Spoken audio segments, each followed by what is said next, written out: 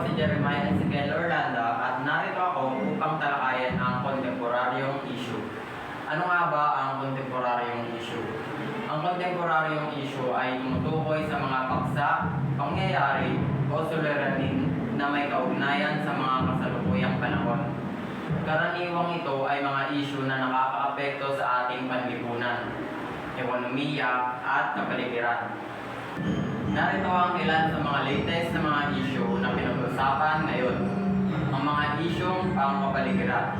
Nakapasok dito ang climate change. Climate change ang pagbabago ng klima na isa sa pinakamalaking hamon na kinakaharap ng mundo ngayon. Ang pagtaas ng temperatura ng mundo at level ng dagat at matinding bagyo ay ilan sa mga epekto ng climate change. Ikalawa, polusyon.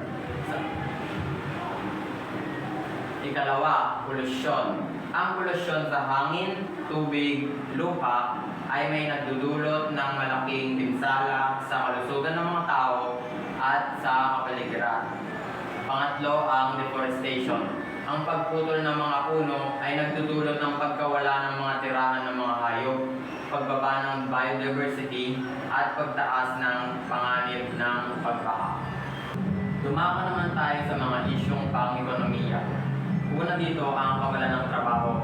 Ang kawalan ng trabaho ay isang malaking problema sa maraming bansa, lalo na ang mga umuunlad na bansa. Pangalawa naman dito ang globalisasyon. Ang globalisasyon naman ay nagdudulot ng parehong mga pagkakataon at hamon sa ekonomiya.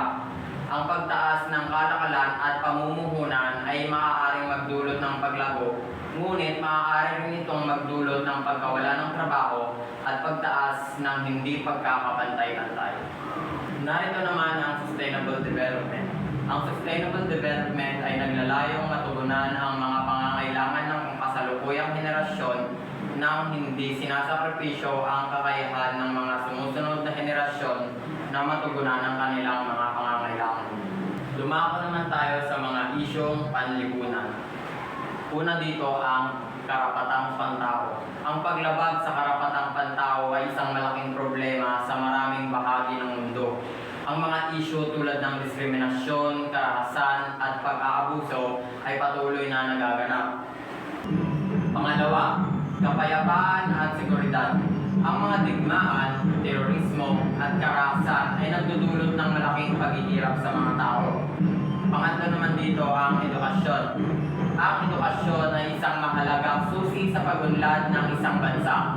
Ang mga isyu tulad ng kakulangan ng mga guro, kawalan ng access sa edukasyon at mababang kalidad ng edukasyon ay patuloy na nagaganap. Dumako na tayo sa panghuling suliranin.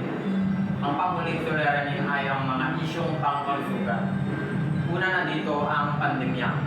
Ang mga pandemya tulad ng COVID-19 ay nagdudulot ng malaking panganib sa kalusugan ng mga tao. Pangalawa dito ang mga sakit. Ang mga sakit tulad ng cancer, sakit sa puso at diabetes ay patuloy na nagdudulot ng mga malalaking bilang ng pagkamatay. Pangatlo dito ang pangangalagang pangkalusugan. Ang kakulangan ng mga akses sa pangangalagang pangkalusugan ay isang malaking problema sa maraming bansa.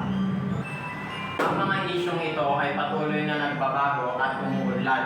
Kaya mahalaga na maging updated sa mga pinakabagong pangyayari at magkaroon ng aktibong papel sa paglutas ng mga suliranin na kinakaharap